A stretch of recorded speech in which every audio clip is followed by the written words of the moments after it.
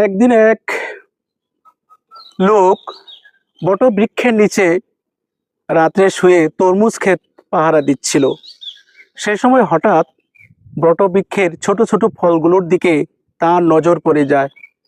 সে ভাবতেছিল, এত বড় বটবৃক্ষের মাঝে ছোট ছোট ফল, আর আমার ছোট এই তরমুজ গাছে এত বড় বড় ফল।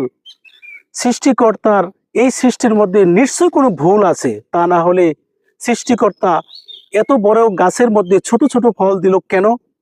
আজ আমার এই তরমুজ গাছে এত বড় বড় তরমুজ ফল, এটা বিশ্বাস করতে আমার কষ্ট হচ্ছে।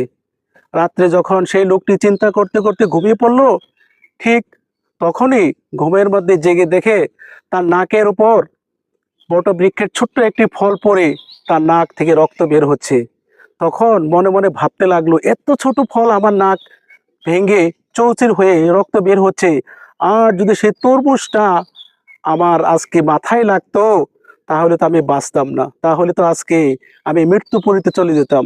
নিশ্চয়ই আল্লাহ তাআলা উত্তম পরিকল্পনাকারী, তবে কেন তার সৃষ্টির মধ্যে কোনো ভুল আমি খুঁজে পাইনি।